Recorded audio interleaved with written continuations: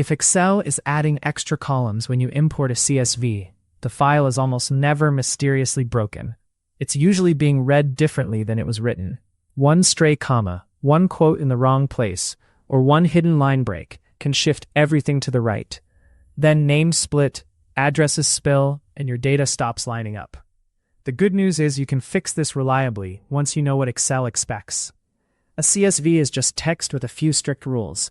Commas separate fields, quotes protect commas, and line breaks end records. When any of those rules are violated, Excel has to guess, and guessing creates extra columns. In this walkthrough, you'll learn how to identify the exact cause in seconds. Then you'll apply the right fix, either by cleaning the CSV or importing it with the right settings. The goal is simple. One row stays one row, and one field stays one field. Next step. First, lock in the mental model. A CSV is a table flattened into text. Each row becomes a line. Each column becomes a field separated by a delimiter, usually a comma. If a field contains a comma, the whole field must be wrapped in double quotes. That's not an Excel rule. It's the CSV convention Excel follows. If a field contains a double quote character, it must be escaped by doubling it, so a quote inside becomes two quotes in a row. Finally, line breaks are special. A line break normally means new record. The only time a line break is allowed inside a field is when that field is properly quoted. If the export tool forgets to quote, or quotes only sometimes, Excel will treat that line break as the end of the row. That creates misaligned rows and often looks like extra columns.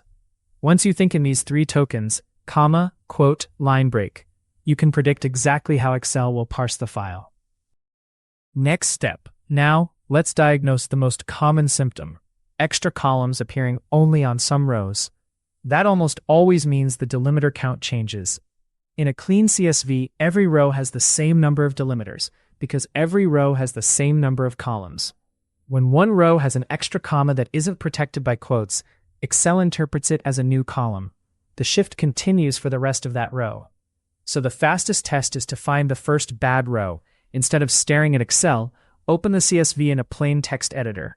You're looking for a row where a field like an address, a company name, or a notes column contains a comma.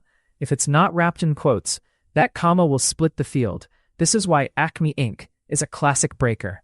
The fix is not to delete commas. The fix is to quote the entire field correctly. Next step. Let's get specific about commas inside quotes, because this is where many exports fail. A valid field that contains commas looks like this: Acme Inc. Excel will keep the comma as text, not as a separator. But two subtle problems happen in real data. One is smart quotes or mismatched quote characters, like curly quotes. Excel won't treat those as CSV quotes. The second is an opening quote without a closing quote. When that happens, Excel may treat the rest of the line as one giant field, or it may spill into the next line. Both outcomes can create extra columns or broken rows. The practical fix is to ensure quotes are plain double quotes and they come in pairs. If you're generating the CSV, make sure the exporter uses RFC-style quoting. If you're cleaning a file, you're looking for any line where the number of double quotes is odd. Odd means broken. Next step. Next issue. Quotes inside the data itself. Think product descriptions, customer feedback, or JSON snippets. In CSV, a literal double quote must be escaped by doubling it, so the text, "he said hello," becomes "he said hello" in the file. If the exporter forgets this, Excel sees the quote as the end of the field. Then the next comma is treated as a separator, and you get extra columns. This is one of the hardest problems to spot by eye because the row can look almost correct. A quick rule helps. Inside a quoted field, any double quote you want to keep must appear as two double quotes. If you see a single quote character inside a quoted field, that's suspicious. The cleanest fix is upstream. Configure the system that exports the CSV. But if you must patch it, replace inner quotes with doubled quotes only within quoted fields. Next step. Now for the line break problem, the one that makes rows jump and causes columns to drift. A line break in a notes field is perfectly legal CSV, but only if the field is quoted. If the export includes a raw line break without quotes, Excel thinks the record ended. That splits one logical row into two physical rows. The second half of the record then starts in column A, and everything after that looks like extra columns or missing values. This often happens with copied text, multi-line addresses, or comments fields. The test is simple. Find a record that looks split, then look at the CSV text around it. If you see a line break before the closing quote, that's fine. If you see a line break with no open quote, it's not. The fix is to quote that entire field, or to replace internal line breaks with a visible separator like a space or /n, depending on your needs. Next step. Another silent troublemaker is inconsistent delimiters. People say CSV, but some exports use semicolons, tabs, or a mix. Excel tries to infer the delimiter based on your regional settings and the file content. So a file that uses semicolons can import into one column, or a file that uses commas can split wrong if decimals also use commas in your locale. The result can look like extra columns or like columns that refuse to split correctly. The fix is to take control of the delimiter during import. Use Excel's text import workflow and explicitly choose comma, semicolon, or tab. Also check for repeated delimiters like 2 commas in a row, which represent an empty field. That's valid, but only if it's expected. If you see patterns like : / with spaces, that can indicate sloppy export formatting that needs cleanup before Excel reads it. Next step. Let's talk about encoding, because it can indirectly cause parsing errors. CSV files can be UTF-8, UTF-16, or legacy encodings. Excel sometimes misreads UTF-8 without a proper signal, and special characters can turn into odd symbols. Most of the time that's just a display issue, but it can also corrupt quote characters. If a double quote becomes a different character due to encoding problems, Excel won't recognize it as a quote. Then commas inside that field start splitting into extra columns. The safe approach is to export as UTF-8 with a bomb, if your workflow relies on Excel opening the file directly. If you're importing through Excel's data import, you can often select the file origin or encoding. If you see weird characters near quotes, treat it as a warning that the quoting may not be interpreted correctly. Fix encoding first, then recheck the quote pairing. Next step. If you want a fast, repeatable workflow, use a validate then import habit. Validation means checking structure before Excel ever touches it. You can do it manually for small files by counting fields on a few lines. But for larger files, use a CSV validator or a quick script that checks each row has the same number of delimiters, after respecting quotes. The key is after respecting quotes, because naive counting will flag valid commas inside quoted fields. What you're trying to catch is structural inconsistency, odd quote counts, unexpected line breaks, or rows with too many separators. Once you know which line number is broken, you can fix that line or trace it back to a specific record in the source system. This saves hours compared to scrolling through a messy spreadsheet, and it reduces the risk of silently wrong data, which is worse than an obvious import failure.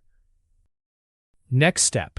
Sometimes the CSV is technically valid, but Excel's default open behavior still causes trouble. Double-clicking a CSV makes Excel auto-detect everything. That auto-detection can mishandle delimiters, strip leading zeros, convert IDs to scientific notation, and misinterpret dates. Even when columns don't multiply, your data can still be damaged. A safer approach is to import the CSV as data and set the rules yourself. Choose the delimiter explicitly, then set column data types for sensitive fields like zip codes, account numbers, and timestamps. This doesn't fix broken quoting, but it prevents Excel from helping in ways you don't want. If your main symptom is extra columns, you still need to repair the structure first. But once structure is clean, controlled import is what keeps it clean. Think of it as separating two problems: parsing and typing. Next step. When you can't change the exporter, you can still clean the file safely. The priority is to preserve data while restoring valid CSV structure. Start by normalizing line endings, because mixed CRLF and LF can confuse some tools. Next, replace curly quotes with plain double quotes if they were used as field wrappers. Then fix quote escaping inside fields by doubling internal quotes. After that, handle embedded line breaks. If you need to keep them, ensure the field is quoted. If you don't need them, replace them with a space so each record stays on one line. Finally, verify the delimiter is consistent and remove accidental delimiter-like characters that were inserted by formatting. The important caution is to avoid global search and replace on commas or quotes without context. CSV is context-sensitive. A safe cleanup tool understands quoted regions. If you're doing it manually, work line by line around the first error and revalidate after each change. Next step. Let's cover bad exports, because many CSV issues are created upstream by systems trying to be helpful. Common patterns include exporting with inconsistent quoting, trimming only some fields, or injecting thousands separators into numbers. Another one is exporting a header with one delimiter, then data rows with another, or exporting a UTF-8 file but labeling it differently. If you're working with a vendor or another department, you'll get farther by describing the problem in their language. Ask for consistent quoting of all text fields, or quote all fields if they can. Ask them to escape quotes by doubling them. Ask them to either remove line breaks from free text fields or ensure those fields are quoted. And ask them to confirm the delimiter and encoding. These are concrete requirements, not vague complaints. When the exporter is corrected, the problem stops recurring, and you're not stuck patching every new file. Next step. Before you wrap up, do a quick sanity check that catches most hidden failures. Pick a few rows that contain the messiest data, names with commas, notes with quotes, multi-line text, and non-English characters. Import those and confirm the column count stays stable. Then check that key fields didn't change type. IDs should still match exactly. Dates should look correct and consistent. If something is off, don't fix it in Excel by shifting cells. That hides the root cause and makes the dataset unreliable. Instead, go back to the CSV text and correct the structure. Once your file passes these checks, you can trust downstream steps like pivot tables, lookups, and loading into databases. Clean structure first, correct type second, analysis third. That order keeps small CSV quirks from turning into big reporting mistakes. Next step. So if Excel imports a CSV and suddenly adds extra columns, think like a parser. Find the first row that breaks, then decide which rule was violated: an unquoted comma, a broken quote, an unescaped quote, or an unquoted line break. Fix that, and the extra columns problem usually disappears instantly. After that, import with explicit delimiter and data types, so Excel doesn't rewrite your values. If you're dealing with recurring files, push the fix upstream and ask for consistent quoting, proper escaping, and a known encoding. That's the difference between a one-time rescue and a stable pipeline. If you want one simple takeaway, it's this: CSV is simple, but it's not forgiving. Structure matters more than appearance. If this helped, subscribe for more practical data cleaning workflows. And in the comments, which issue bites you more often: commas in text fields or line breaks in notes? Subscribe to keep optimizing your workflow and get back more of your time.